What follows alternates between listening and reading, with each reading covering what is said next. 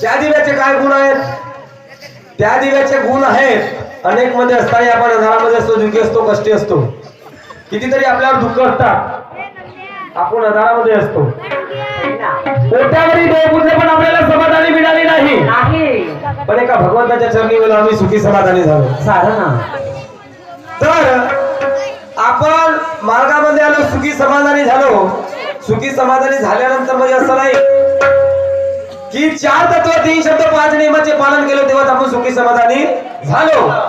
अन्यथा जो दुःखी असेल तो आपल्या कर्माने, त्या तुमचे कर्म तुमच्या बरोबर तुमच्या पापाच्या वाटेकरी कोणी होणार नाही. तूच कर तूच भर. पण तसं नाही. कारण असं आहे त्या दिव्याचे गुण आहेत की अनेक मध्ये असताना आपण दुःखी कष्टी असतो, कितीतरी आपण पोचतो, पण आपल्याला काहीच समजत नाही. आपण अंधारामध्ये असतो, मार्गात आलो, सुखी समाधानी झालो. आज आपण प्रकाशमय झालो. प्रकाशमधून आज आपण अंधाराकडून उजळाकडे आलो. ज्यावेळेस आपण भगवंताची प्रतिमा ठेवतो तर आपण कधी पूर्व दिशेला ठेवतो.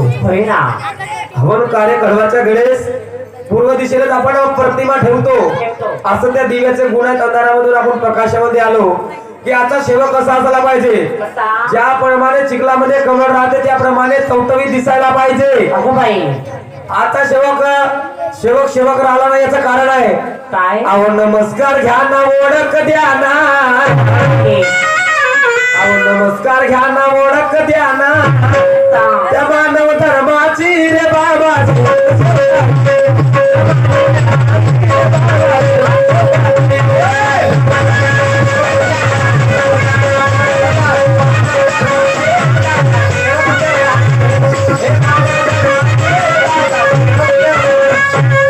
आता सेवक नमस्कारही नाही घेऊ शकत आमच्या बरोबर. लहान असो की मोठा असो, मान असो की सन्मान असो, आपल्याला म्हटलं बाई असो की माणूस असो, बाई नमस्कार म्हटलं त्याच्यामध्ये काही नाही.